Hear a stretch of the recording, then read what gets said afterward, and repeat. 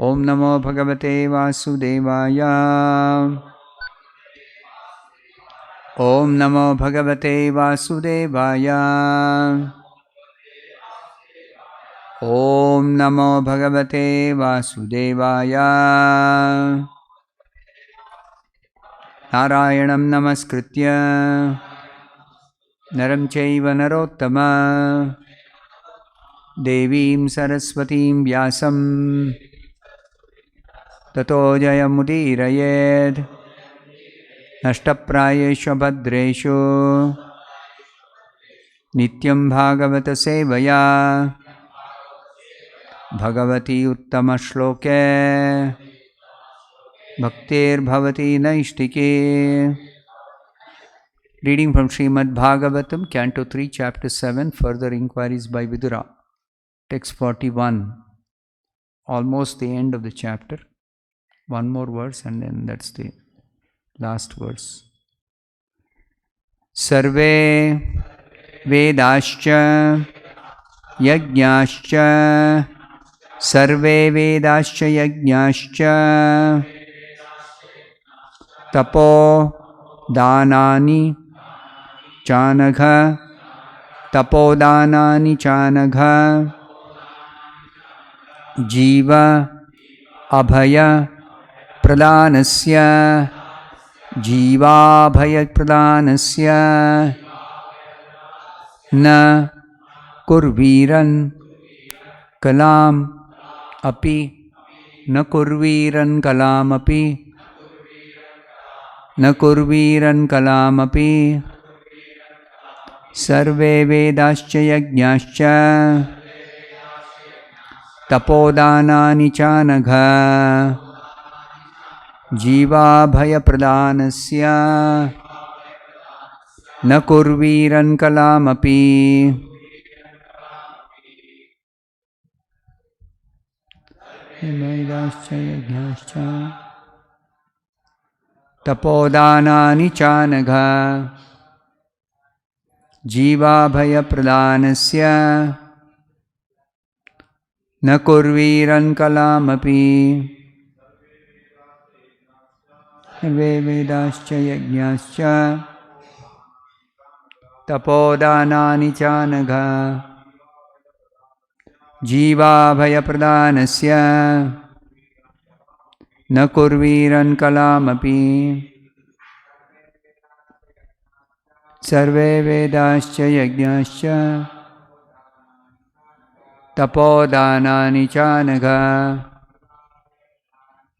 Jiva Bhaya Pradhanasya Na Kurviran Kalam Api. Sarve Vedascha Yajñascha Tapodanani Chanagha Jiva Bhaya Pradhanasya Na Kurviran Kalam Api. Sarve, all kinds of Vedaha, divisions of the Vedas. Cha, also. Yajñaha, sacrifices.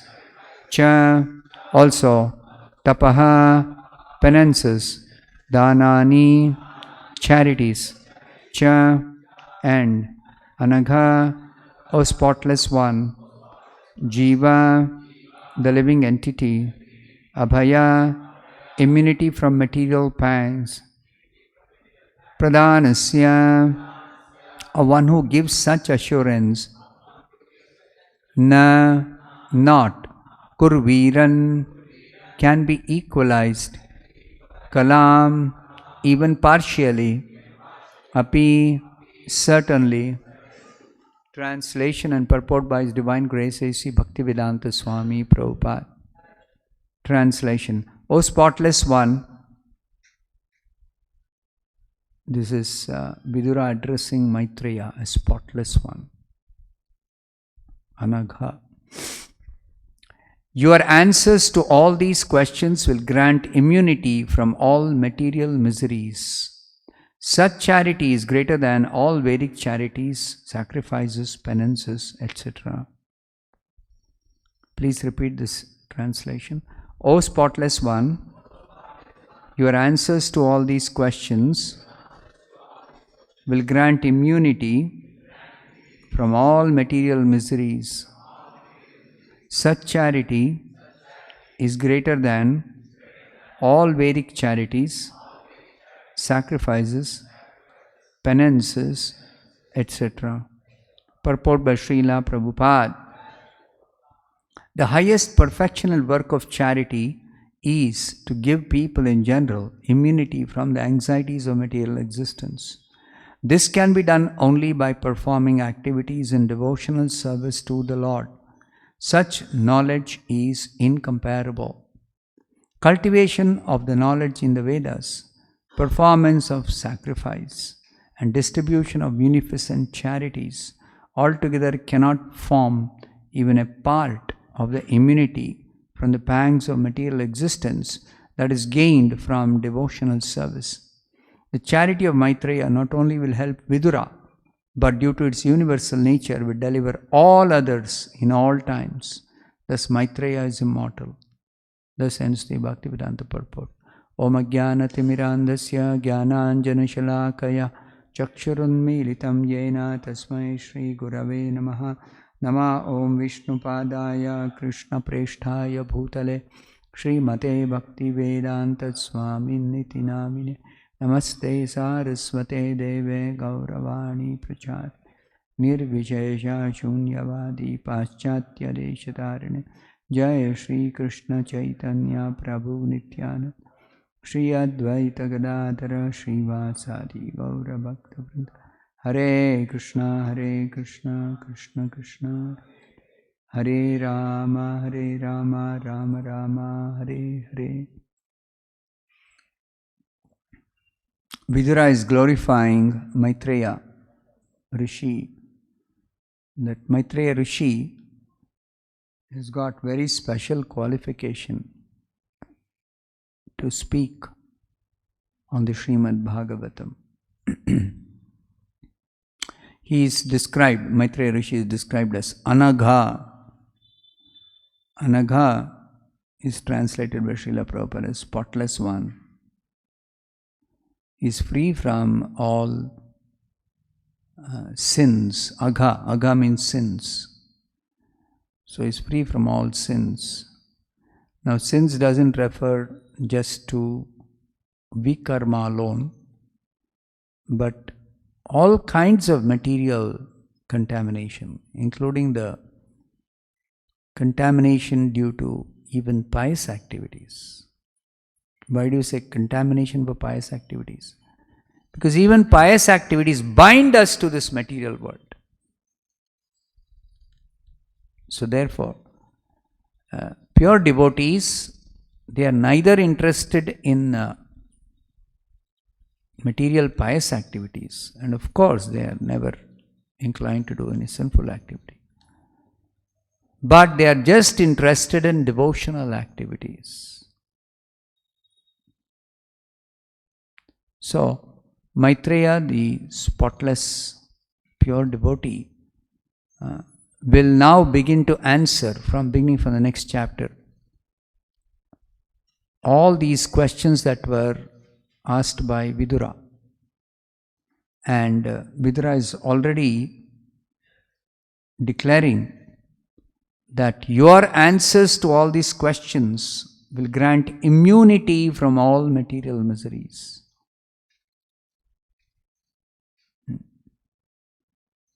Immunity means protection, safety.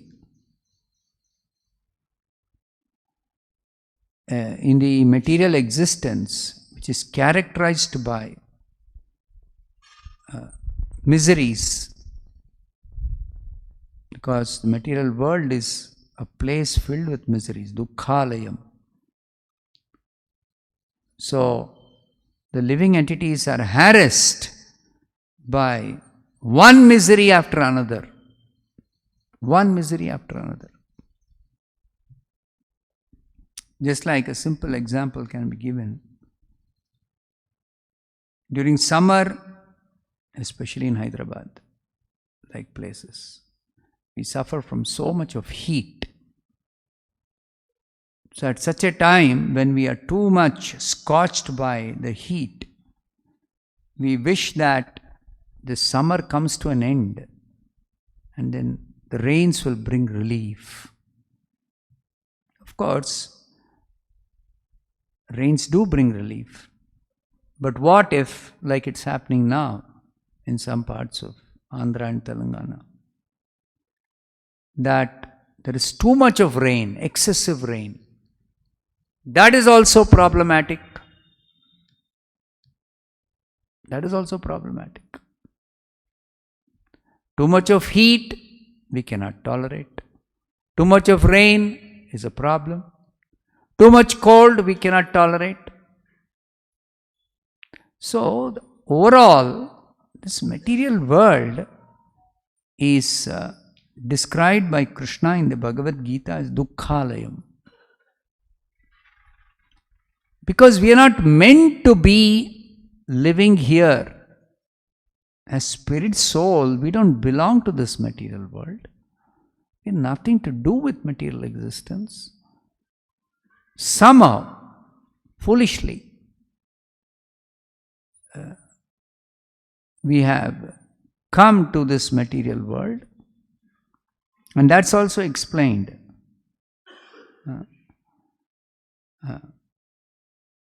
Krishna bhuliya jeev bhoga vancha kare, nikatastha maya tare japati hare. So, Maya captures such living entities who forget Krishna and desire material enjoyment, independent enjoyment. So, isn't it very foolish to desire enjoyment in a place where there is no real pleasure but only misery after misery? So, having made the mistake of coming to this place where there is no real happiness, we settle down for some relief from miseries which are continuously imposed by the stringent laws of material nature. We settle down for some relief from misery, the immediate misery. We get some relief, we think, oh, that is happiness. So what is this material happiness? It is simply some relief from material misery. So real happiness is spiritual happiness. That is factual pleasure. So that is unknown to the conditioned souls in ignorance. They don't know that. They don't know anything about spiritual reality. So, now Maitreya's answers will be enlightening these suffering souls in this spiritual reality. So, along with this enlightenment, everything will come automatically. Relief from all material miseries, complete relief from all material miseries, and positive pleasure from spiritual, just elevating oneself to the spiritual platform. Discussed yesterday. Brahma bhuta prasannatma. Immediately we become joyful simply by coming to the spiritual platform. How attractive it should be for all of us. But in the darkness of ignorance, we are struggling to combat these different miseries, and we become so very busy with combating material miseries. And also we are busy when we have some relief from material miseries. We are busy with squeezing out happiness from sense contact, which only gives us more misery. That's what Krishna explains in the Bhagavad Gita, samsparshaja bhoga dukkha yonaya evati. So on the whole, we are completely in a miserable situation. And the Supreme Lord, His pure devotees, take compassion upon such suffering souls, and they are constantly engaged in making arrangements how to deliver these foolish suffering souls from material existence, how to get them out of this place. But even if somebody realizes there is suffering, they want to make some adjustment and live here because they are attached to sense gratification. Their only understanding of happiness is sense pleasure. So even if Krishna is canvassing, come to me, enjoy eternal happiness, complete freedom from all miseries. But we are thinking otherwise. We are thinking, why not be happy in this place? In a place where there are no miseries, we are foolishly thinking, somehow make some adjustment and live here happily. But the reality is,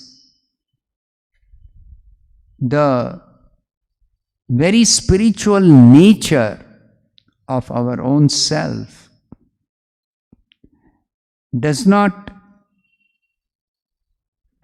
go well with this material nature. Spiritual nature is completely different in every respect from material nature.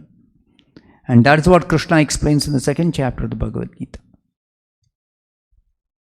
All the qualities of spirit you see are different from the qualities of matter.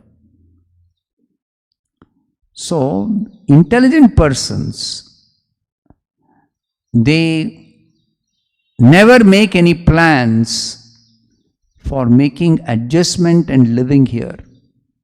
They understand. We simply have to get out of this place. And get out and go where? So even some of the transcendentalists who realize that they have to get out of this place because there's no real happiness here, they do not know where to go.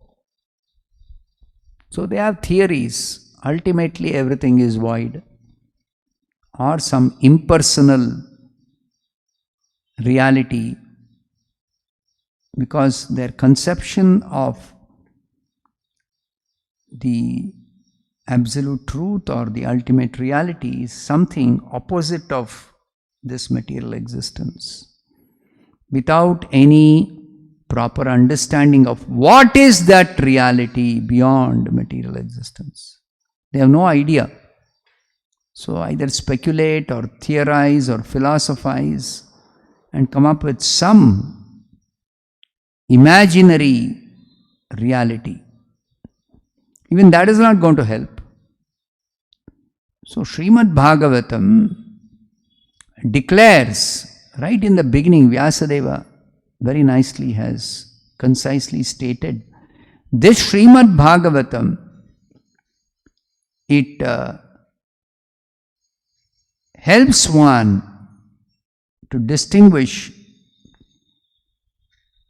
reality from illusion. Vedyam vastavam atra vastu. That is what Maitreya Rishi is going to describe, is going to explain. So here Vidura is particularly telling that people in general are always harassed by material anxiety. Sada samudvigna dhyam asadgrahat. even though in ignorance we may make some distinction between different types of miseries, some we will think are not so severe, some are intolerable, some are very, very insignificant miseries. So we make gradations and we make adjustment. But actually, the effect of any type of misery or material existence itself is simply to be always in anxiety. That we don't realize. In whatever material condition one may be in, sattva guna, rajoguna, tamoguna, the combinations or different systems for protection from miseries, nothing works ultimately. That we don't realize. Because the very nature of material existence is always in material anxiety. What to speak of us, human beings on this earth planet, even the devatas in higher planets, they are also not free from miseries of material existence. That's why Krishna very nicely explains in the 13th chapter the items of knowledge. One of the most important items of knowledge that Krishna explains for us is Janma Mrityu Jara Vyadhi Dukkha Dosha Anudarshanam. These fundamental miseries, nobody has any solution. Just like Hiranyakashipu is worshipping Brahma and asking him immortality. Brahma is telling, I myself am not immortal in this body. So how can I grant you immortality? You see?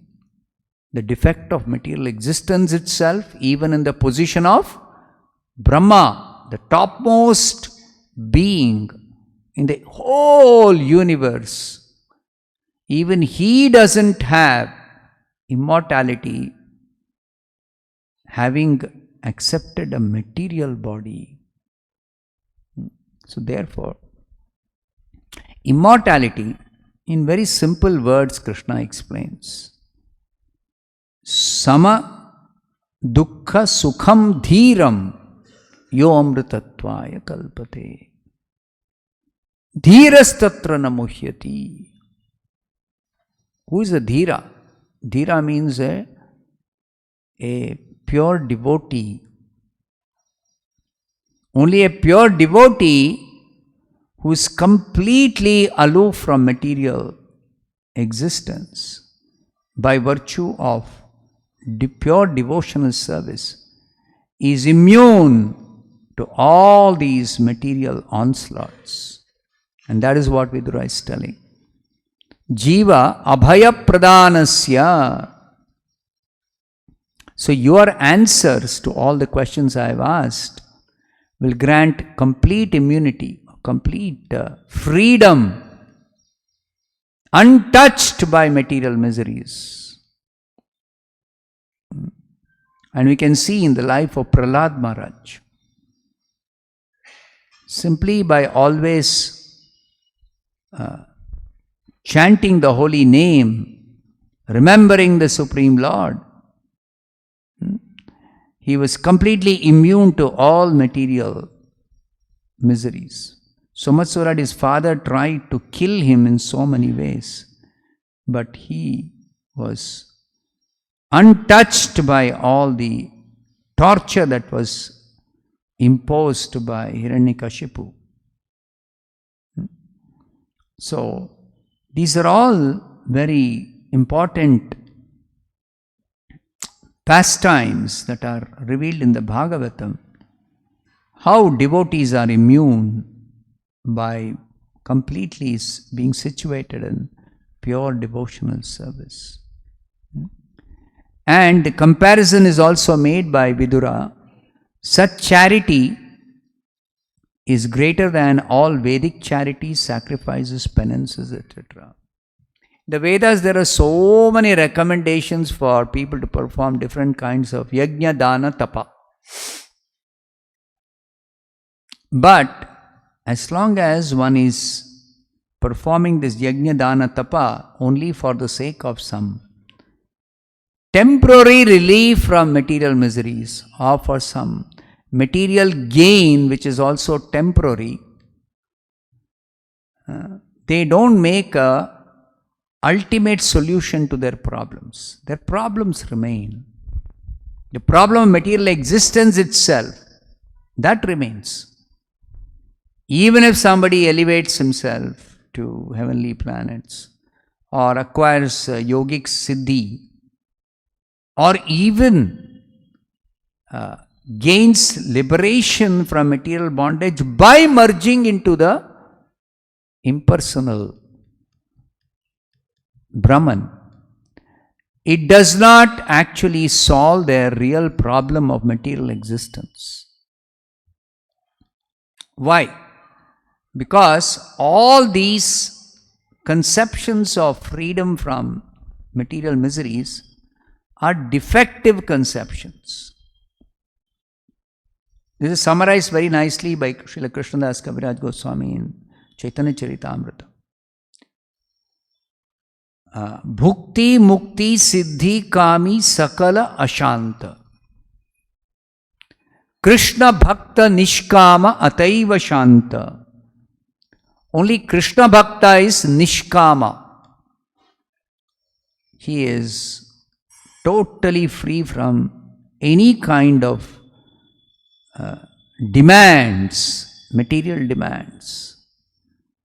He doesn't even make spiritual demands. A pure devotee doesn't even have spiritual demands.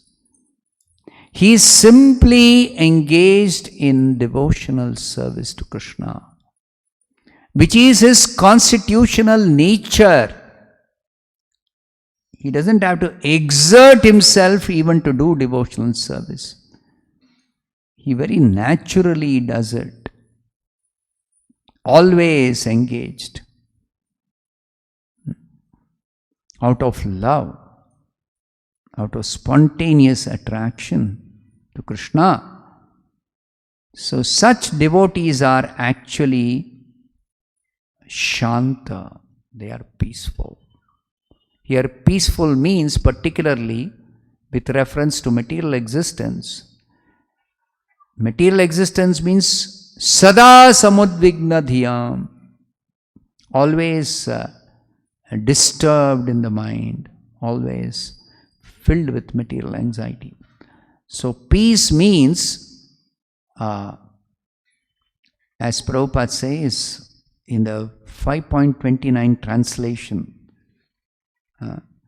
Gyatva mam shantim richati, peace from the pangs of material existence itself.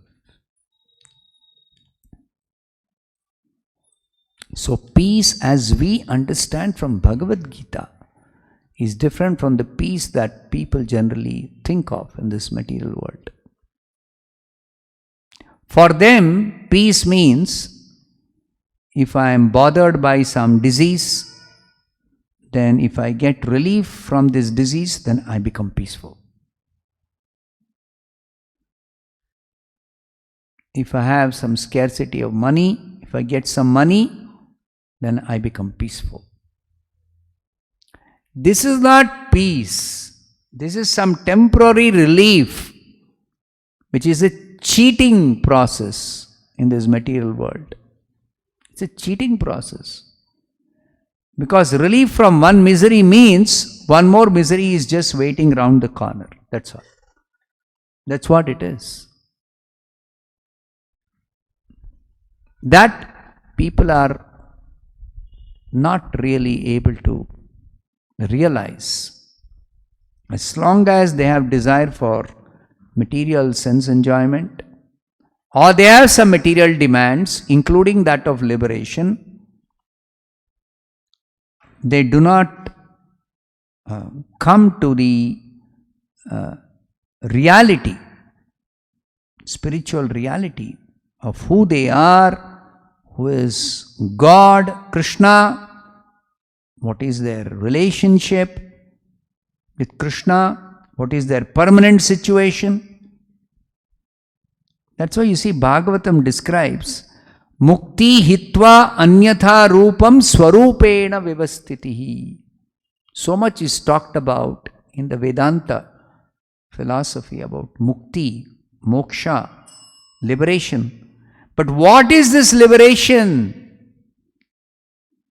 It is not just freedom from material miseries alone. Of course, there is freedom from material miseries. But it is beyond that, as Bhagavatam describes, Swarupena vivasthitihi. After giving up hitva anyatha rupam, giving up all other temporary positions or temporary situations in this material existence, reinstatement of the living being in his eternal, permanent situation in his relationship with Krishna. That's called Swarupa. So that is possible only by pure devotional service. And that pure devotional service will be exclusively described in Maitreya's answers, where he simply recites the Bhagavatam. I'll stop here. Rantaraj Śrīmad-Bhāgavatam ki jai, Śrīla Prabhupada ki jai.